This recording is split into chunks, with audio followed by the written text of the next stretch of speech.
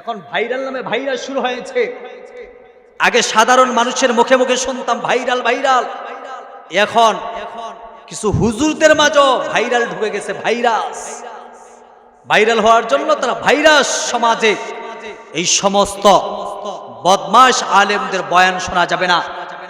ইদানিং আপনারা দেখেছেন একজন যুবক বয়ান করত, এ আলেম নামের কলঙ্ক, সে ভাইরাল হওয়ার জন্য ইসলামের লেবাস ছেড়ে চুলগুলো কালারিং করে এরপরে ইন্টারভিউ দিয়েছে, ইউটিউবে এসেছে।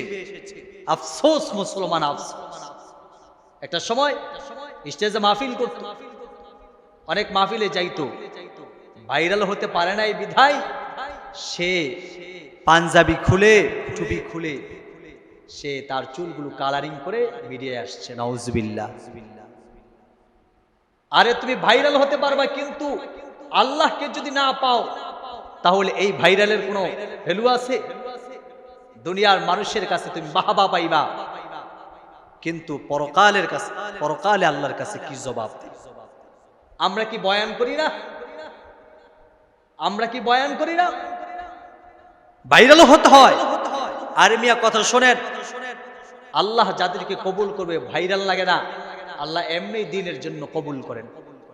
আমরা যেই পরিমাণ মাহফিল করি, আলহামদুলিল্লাহ সুম্মা আলহামদুলিল্লাহ, এত বেশি পরিমাণ মোবাইলে ফোন আসে, অনেক সময় ইচ্ছাকৃতভাবে প্রোগ্রাম নেই, শরীর অসুস্থ হয়ে যায়, নিজেই না করে দে ভাই প্রোগ্রাম করতে পারবো না, দূরের প্রোগ্রাম তো নেই না। আর এই সমস্ত বদমাশগুলো আলেম নামের কলঙ্ক, তারা ভাইরাল হওয়ার জন্য ইসলামের যেই ক্ষতি করেছে, সে কখনো ভাইরাল হতেই পারবে না, সে কখনো তো আল্লাহর মাকবুল হতেই পারবে না, সে কখনো তো জনপ্রিয়তা হতেই পারবে না। পাশাপাশি মানুষের লানত সে পেয়েছে, আল্লাহর লানত তো আছেই, মানুষ তাকে তহমত দিয়েছে।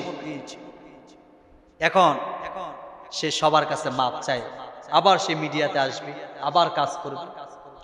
আমি আজকে স্পষ্টভাবে ইসলামী মজলিস থেকে বলতে চাই, এই সমস্ত নামদারি আলেমদের থেকে সমাজকে, জাতিকে হেফাজত করতে হবে। এরা সমাজের ভাইরাস, রাষ্ট্রের ভাইরাস, মুসলমানদের ঈমান চুরি করার জন্য তারাই যথেষ্ট।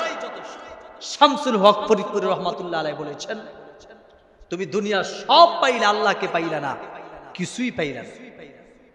এরা আল্লাহকে পাওয়ার জন্য এত কিছু করে না, সব করে দুনিয়ার জন্য। যদি আমাকে মাহফিলে দাওয়াত দেয় যাতে করে বেশি আমার মাহফিলে আসে। এর আগে আরেকজন হাফেজের কথা শুনছেন, তারা দুইজন যুক্তি করে এই কাজ করেছে। মুসলিম মিডিয়া নাসির ভাই উনি সরাসরি এসে বলেছেন যে আমি কিন্তু উল্টাপাল্টা করবো, আপনারা কিছু বলবেন না, এরপর আবার মিডিয়াতে আসবে। নাউজুবিল্লাহ। আমি মুসলিম টিভির নাসির ভাইকে ধন্যবাদ জানাই, উনি গোপন কথা প্রকাশ করে দিয়েছেন জাতির সামনে। উনি বলে দিয়েছেন আলহামদুলিল্লাহ, এই সমস্ত ভাইরাস থেকে আল্লাহ আমাদেরকে হেফাজত করুন। আমরা ভাইরাল হতে চাই না, আল্লাহর প্রিয় হতে চাই। ভাইরাল হলাম কিন্তু আল্লাহকে পাইলাম না, এর লাভটা কি বলেন? লাভটা কি হবে? দুনিয়া পাবো কিন্তু পরকাল তো আমি পাইলাম না। এজন্য আসুন এই ভাইরাল শব্দটা আমরা মুখে আনবো না, মুখে আনবো না। আর যে সমস্ত ভাইরাল বক্তা আছে তাদেরকে বলতে চাই, আল্লাহর কাছে তওবা করেন। ভাইরাল হয়েছেন, মনে রাখবেন কিয়ামতের ময়দানে আল্লাহর কাছে জবাবদিহিতা তেমনই দিতে হবে। যারা ভাইরাল হয়েছেন, যেই সমস্ত ভাইরাল বক্তা আছে, আমি তাদের উদ্দেশ্য করে কিছু কথা বলতে চাই। আপনারা যেমন ভাইরাল হয়েছেন, কিয়ামতের ময়দানে জবাবটা কিন্তু ওইভাবেই দিতে হবে, ওইভাবেই দিতে হবে।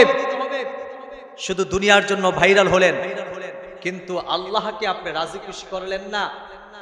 হ্যাঁ, দুনিয়ার মানুষকে পাগল করলেন, সুরে বলেন, বয়ানে বলেন, দুনিয়ার মানুষকে মাতাইলেন, কিন্তু আমার আল্লাহ আপনার উপর রাজি খুশি না। আপনার 2 পয়সার আল্লাহর কাছে কোনো ভ্যালু নেই। এজন্য আসুন ভাইরাল না হয়ে সমাজকে আমরা সুন্দর করি, সমাজের মানুষগুলোকে আমরা আল্লাহর পথে ডাকি। আল্লাহ যেদিন ভাইরাল হওয়ার তৌফিক দান হব, আল্লাহ যদি ভাইরাল না করে হবো না, সমস্যা কি? ভাইরাল হতে হলে কোরআন হাদিস ছেড়ে আমরা উল্টাপাল্টা কথা বলবো, আরেকজনের বিরুদ্ধে কথা বলবো, এটার নাম তো ভাইরাল না। ভাইরাল তো প্রকৃত ভাইরাল তারাই যাদেরকে মানুষ খুঁজে খুঁজে বের করে বয়ানে দাওয়াত দেয়, তারাই প্রকৃত ভাইরাল।